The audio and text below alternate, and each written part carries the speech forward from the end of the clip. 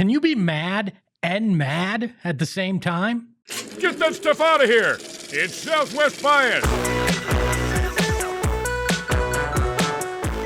It's Southwest Bias, brought to you by our friends at Branded Bills. Elevate your brand with Branded Bills, the perfect headwear and apparel. Use the promo code PHNX to save 20% off your first order. It is March Madness, and we know what that means. College basketball, the hope for Cinderellas, all the things that come with one of our favorite sporting events, filling out brackets, challenging your friends, spending 4 straight days watching basketball from Thursday through Sunday and not getting up from the couch. These are things we love. It's part of what we love so much about basketball and obviously college. And I can't wait for the tournament to start, because what you see is a pure, unadulterated love for basketball. Teams playing together, in most cases, enjoying their time on the floor and playing as a unit, playing as one group, trying to get to that one shining moment at the end of the bracket where they can hoist the trophy. That's what we love about sports, and it's encapsulated in a 4-week period where 68 teams fight it out for supremacy. Doesn't matter whether you go to the best college in the country in terms of education. It doesn't matter what your class system is. It does not matter anything other than the fact that you're out there playing ball and having fun. I love March Madness, but I got a different kind of madness this March as well. It stays in basketball, and it comes with the Phoenix Suns. I'm going to struggle to compare what I'm watching in the NCAA tournament to what I'm watching on the floor when it comes to the purple and orange. It's not for the love of the game. It's not fun. The Suns appear to treat playing a basketball game the way I treat having to go get a colonoscopy in my 40s. Sure, it's a necessary evil, but I don't really want to be there. And that's not why I watch sports. It's not why any of us watch sports. I want to have fun. And I'm not saying you got to go out there and sing and dance and do what Mikal Bridges and Cam Johnson used to do and those kind of things. I'm not asking for that. I'm asking for coherent, fun basketball, an offense that flows, a defense that communicates and has fun, not a team that looks like they don't want to be there. And this home stretch, the Suns are within striking distance of the 10th seed in the play-in. They're a game back of Dallas, who has had more problems than you could imagine as a basketball team, many of which were self-inflicted, some not. I mean, they're on the verge of having to forfeit games because they don't have enough guys on the roster. And you're still a game back of these guys. I'm going to watch these college kids who love playing at small schools, a 14 seed winning, all these upsets that are going to happen, pure joy from buzzer beaters and unbelievable storylines happening. And then I'm going to have to turn to the Suns. And I'm going to have to wonder how a team that was so heralded, had so much talent, had zero heart, had zero excitement. And sure, they beat Toronto by 40 points the other night. Guess what? Toronto is a bottom feeder. They're the ultimate bottom feeder. When you look up tank in the dictionary, you get that. You get that Toronto team. They weren't trying to win a basketball game, and you took care of business. Congratulations. But the road between now and the end of the season in the middle of April is paved with a hell of a lot better teams than that. And it's going to be difficult to watch this team if they do not find what those teams in March Madness have and provide us all with a little hope that maybe the Suns can go dancing and be a Cinderella themselves. But I'm not holding my breath, because when I've seen a full season and a half worth of what we've seen from the Suns, I don't think it's going to change. But maybe that's my Southwest bias. We welcome in the mustache behind the Mac, Shane Diefenbach. Shane, I assume March Madness is one of your favorite times of the year? It's my favorite. College basketball is my favorite sport. Like it's just so fun to watch, and it's because of what you're talking about. It's the passion. It's the love of of not just the sport, but like the what you wear on your chest. You know, my pride. The pride. My favorite thing about college basketball. One of my favorite things about college basketball is it actually comes with the new age of college athletics with the transfer portal, because you get these awesome 1-year stories. And while you want to keep these guys for a year, like that 1 year they have at your school, that 1 year they have that's a blip in their career, makes it that much more special because it's only 1 year. Yeah. You think of guys like Des Cambridge, who, you know, had a great offensive output for ASU's basketball team, who was only there for a year, but his shot at McHale that won the game against their rivals is going to be heralded as one of the greatest in sports history, or in ASU basketball history, because because of the gravity of that situation, even though he was only there for a year. Yeah, a lot of people say, "Oh, NIL is going to ruin March Madness." It's still different. I know that money is involved now, but it's still different. And it's fun to see these guys who like made their living off of 2 games in March. Like you see guys like Trey Townsend, who had a great run last year with Oakland, and probably got a good amount of money to come to the University of Arizona.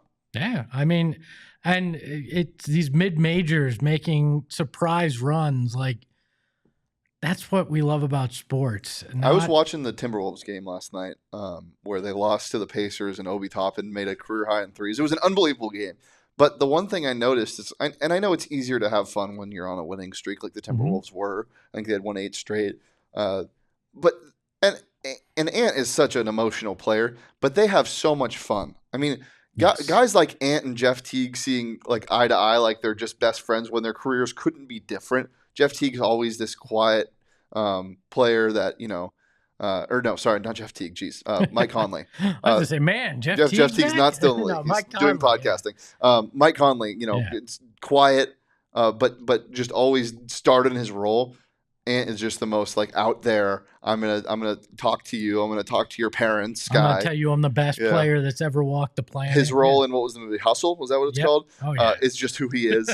But them seeing eye to eye, and like they have a handshake and dapping each other up and just having so much fun when other players are hitting shots. Jaden McDaniels hits a 3. The whole bench sprints out and jumps while Anthony Edwards still has his heating pad on. Like that's what this team is missing, and it was so apparent watching that game last night. There's no joy, and I don't think joy. Like, again, I don't think that's the dancing, the fake singing. Like, you don't have to be something you aren't, but there has to be joy in playing it, right? There has to be joy in being with a group of guys and going through the struggle and appreciating that, there's going to be tough nights, but if we stick together, it can be better than it is. And that just does not feel like that there's any of that, or just have the Suns team. Any semblance of an identity. No, because not every team is the 2019 Suns that dances and does silly things, but they all have an identity. Like, you think of the young teams this year, you think of the Magic.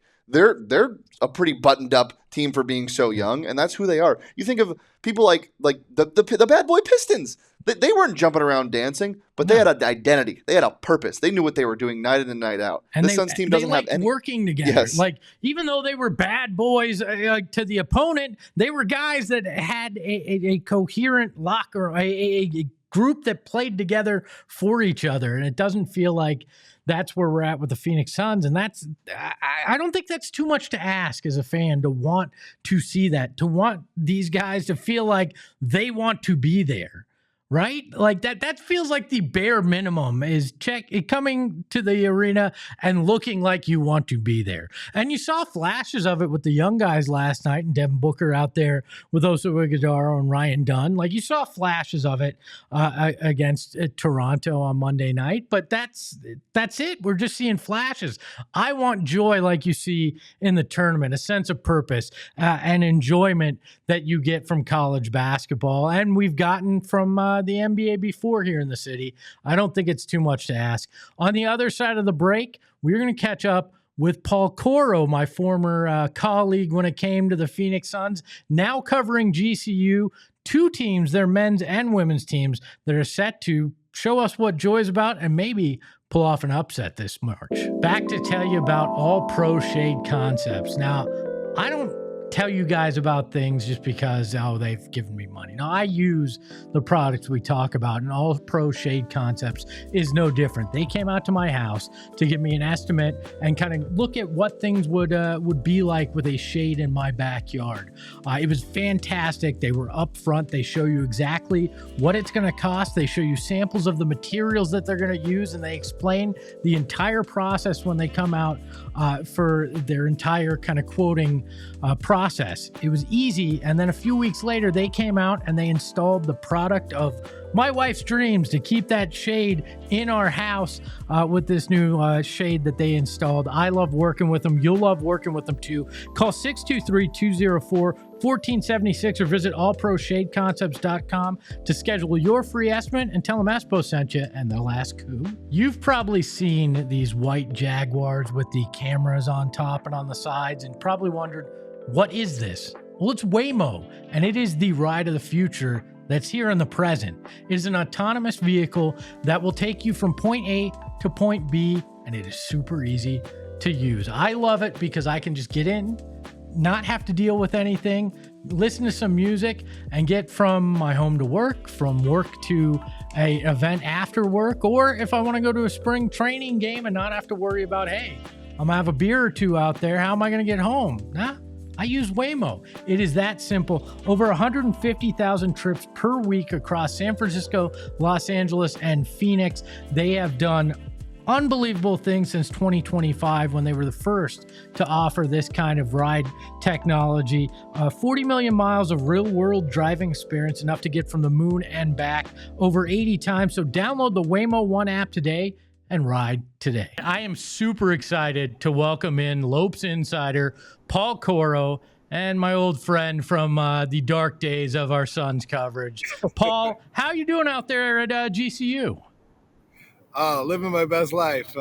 What a gig to be part of everything that's happened here over the last 8 years, to come in right as the athletic programs were turning D1 eligible and be part of the growth to championships across the board and a brighter future, moving conferences ahead. And it's not just men's basketball. It's obviously the flagship of the athletic department, but this is an athletic department that wins like WAC Commissioner Cups every year because of how balanced across and how great the baseball, softball, track, women's basketball, volleyball, all those programs are. I call it the Coro bump. I mean, the men's basketball team, you show up, they win 4 or 5 WAC titles. The women's team making their first tournament appearance. I think this is all because Paul Coro showed up on campus and showed those kids what it's like to be professionals. I think I'm just the blessed one in this scenario. I mean, I think that's the Bryce Drew effect more than anything on men's basketball, because he's the one that came in 5 years ago and took it to a dance right away, and 4 of 5 and getting that first round win last year against the top 25 St. Mary's, and then taking Alabama to the wire in the second round. It's what, ramped up the expectations to where this team was just waiting for March this year, and now they get that chance. Yeah, they made a heck of a run in the WAC tournament. They were the number 2 seed. They beat Utah Valley. What are you looking at coming out of that tournament that stood out to you about this team and going into the matchup on Friday? Utah Valley was like a really balanced team. They didn't have a lot of holes in them. The Lopes saw them really early in conference play and got beat on the road and kind of found out what they were all about. Handled them pretty handily in this arena, as they do just about everybody. They have the home record is second only to Houston over the last 2 years in the nation, with 1 loss. And so that showed them, that they were where they were in the conference. I think they knew that all along. They were an overwhelming preseason pick, but this team was so predicated on March and had nothing go wrong last year. No injuries. Everything was like a Cinderella story. They big winning streaks. Tyon Grant Foster comes from this guy who was out of college basketball because of heart surgery to a guy who's the WAC Player of the Year. So this one, once it came to WAC tournament week, they were so locked in. Bryce Drew didn't recognize them in practice because they were just a different team, and they played their best basketball to get 3 wins and 4 nights in Vegas. Well, you look at it, and I think some people are going to get kind of their introduction to the GCU program on Friday when they play up in Seattle against Maryland. What players should fans be looking out for in that first round matchup? And what do you think? How do they kind of stack up against Maryland here? Yeah, this is a tough draw. I mean, I think Maryland's probably looking at it like they probably feel like they deserve a higher seed, and they got sent across the country to Seattle. They have the highest scoring starting five in the nation. They got a lottery pick in Derek Queen. That's a big man, and another big man right next to him, a great point guard in Jacoby Gillespie that transferred in from Belmont, and he shoots over 40% on three-pointers. So, the matchups are going to be really interesting. Duke Brennan's really developed into a solid big man. He's a top 20 rebounder in the nation, so he will get that big charge up front, and he's up to it, I think, because he's developed so much over his 2 years at GCU into a double-double machine. He's got 10 of them this year. And then to handle the other big, Jacoby Coles, transferred in from TCU. He's the only new starter on this Lopes team, and he had averaged double digits at TCU, but he's having a career season. He's across the board career high averages in just about everything. And then he had back-to-back 20-point games in the tournament, and that was the first time in his career he's done that. So just lots of things peaking, and of course this team's predicated on defense. So a guy like Colin Moore, Ray Harrison in the backcourt, and Ty Grant Foster on the wing, those are the guys that can give the Terrapins trouble too. Their only weakness is bench. Well, you brought up Bryce Drew at the beginning. How important has he been to this program and defining who they are and the type of play that we're going to see on Friday? Yeah, Bryce Drew just came in with incredibly organized, detailed, year-round drive. He's a big-time recruiter. I mean, people forget that he recruited Darius Garland to Vanderbilt. He just never got to play there because of injury, and he's turned out pretty good. And so he's had that type of players. He's brought in, right away, he brought in Asbjorn Midtgaard, who was the national field goal percentage leader on that first WAC team. And it's just built from there, the talent level. And for a guy that's known, for in the NBA and the Valpo shot, that was this time of year, he's incredibly geared for defense. The one consistent thing about these 5 seasons of GCU teams is that they rank among the nation's best in defense. And that was sort of the hiccup early on until mid-December. And everything flipped since then to the point where they're top 3 in the nation in defensive rating since mid-December.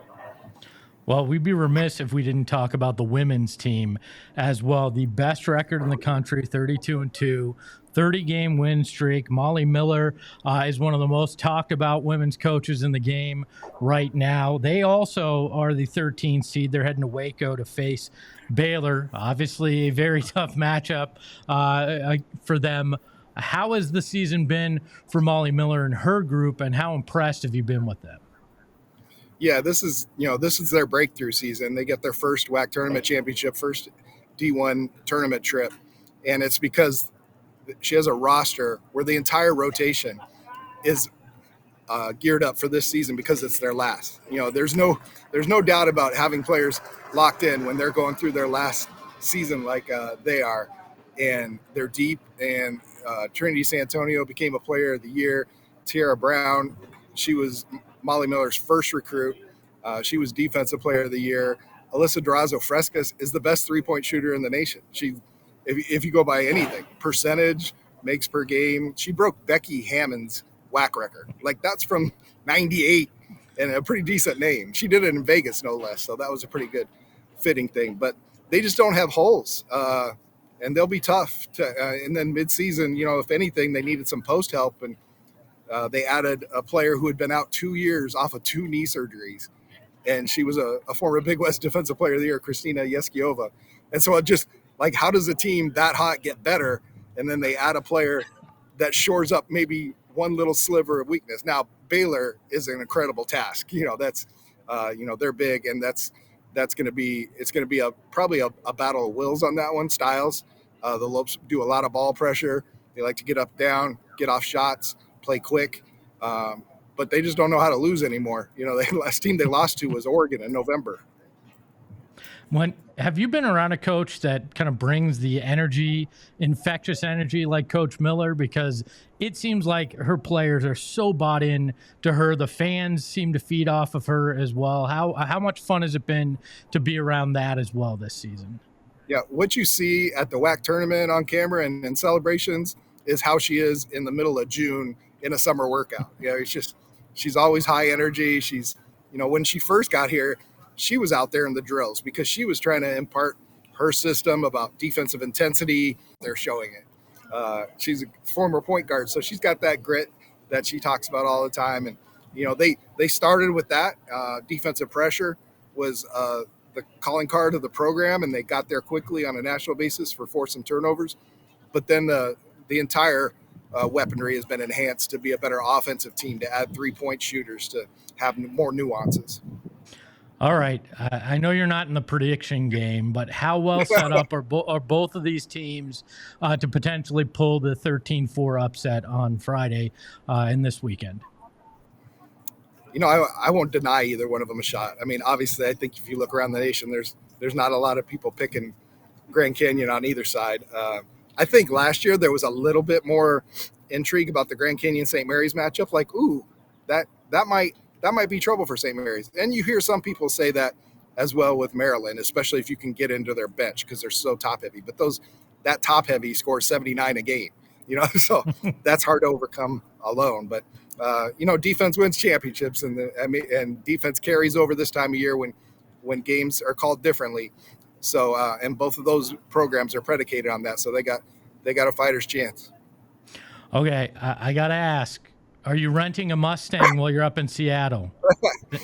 Inside joke. That was classic. Maybe not so modern now to have a car that lights the Mustang on the ground, but back in our day, we were mind blown at seeing it. I mean, it's crazy that was a decade ago already. Paul, I really appreciate your time. It was great catching up with you, and we'll talk soon. Enjoy the tournament. All right. Thanks. Congrats for all your success. All right. So, Shane, I was on vacation the last few days, and you know better than anybody, I don't do a real good job at disconnecting. So I spent a lot of time not only bothering you guys on Slack, but I went on Instagram a lot and was kind of paying attention to what was going on in the sports world. I found a few things that I thought were interesting that I wanted to bring up with you today. The first one is Suns related. Gabe Guerrero posted, Plumlee getting ejaculated 2 games in a row is making me like him more. Spelling matters, people. He was ejected 2 games in a row for fighting, but I guess maybe you come together a little closer when that happens, the misspelling. This is one of the most unfortunate typos I've ever seen. It reminds, I don't know, man. I mean, that would make for something very interesting 2 games in a row. I can't imagine that 1 game in a row would probably cause a call to the league and the FCC for a broadcast. 2, I'm not sure. I thought the Tracy Morgan thing with the Knicks the other night was kind of disgusting, but Mason Plumlee 2 games in a row doing that might be a little much. I don't know. The next one that I saw was a report about Bill Belichick and his emails at UNC. He is asked, and there's actually a copy of the email, for his UNC staff to copy his girlfriend on every email they send. I think it's interesting. I mean, I'd like to copy somebody else so I don't have to read my email. That's a lazy thing. But if you don't know, Bill Belichick is actually dating a young woman that's 24, I believe. Is that she that young? She's 23 or 24. I'm pretty sure. So I don't know. It's an interesting choice. She doesn't work for the university. I don't know if she's just helping him keep organized. Yeah. She's 24, right? Yeah.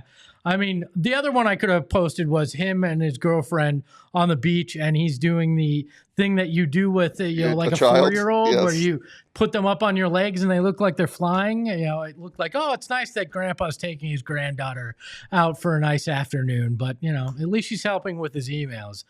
We got another one that I saw here over the weekend. This is less funny and more what the hell. MLB.com had the top 10 pitching staffs for this season. They ranked the Arizona Diamondbacks 5th. Seattle Mariners, Atlanta Braves, Philadelphia Phillies, and Los Angeles Dodgers rank ahead of them.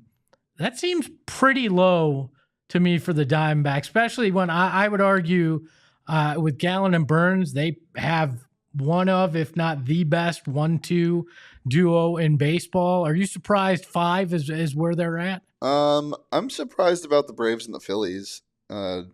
It might be my Pacific Northwest bias, but like the Mariners have, I would say, the second best pitching staff in baseball, behind the Dodgers, who just went on a shopping spree with their parents' credit card.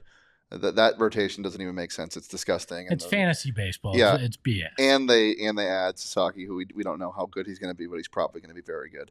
But yeah, I think a lot of the MLB, for some reason, you see Corbin Burns go to the desert and they're down on him now. Like he's he's not one of the best pitchers in baseball. It is bizarre, and I think that's why they're landing this low on this list. Yeah. But they're also very high on the Phillies and Braves. I don't know. I mean, if Jordan Montgomery actually is serviceable and Brandon Pfaadt plays the way we've seen, I mean, that's for the strongest in baseball. I get Jordan Montgomery is a big question mark and may not even wind up in this rotation, but they got 7 guys that could feasibly be in this rotation in Arizona. It just struck me as so odd. Maybe it is simply the Corbin Burns factor hasn't really set in, that people have, until you see it out there in the regular season, you kind of forget, oh yeah, Corbin Burns is now in Arizona with Zach Gallen, but that is a hell of a 1-2 punch. It'll be interesting to see who Torey Lovello puts out there on opening day. I think it's going to be Gallen just because his contract's up and you got to try to keep him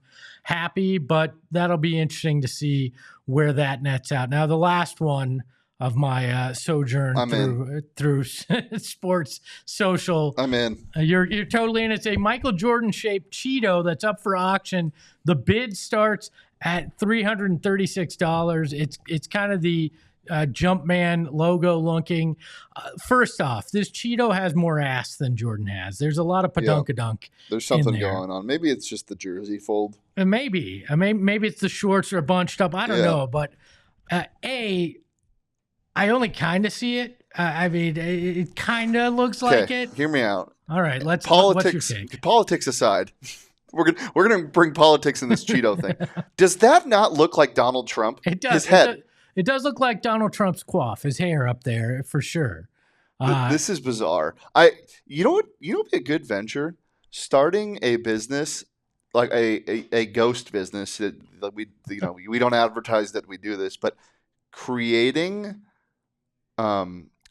food items in the shapes of things and then acting like they were just found in natural. Yeah, I like it. And act as a food specially shaped food curator. I like what Arizona athlete or coach would you want to see? Bobby Hurley as a food. How would you make Bobby Hurley as a hands food? On his hip? Hands on his hip. I like it. Yeah.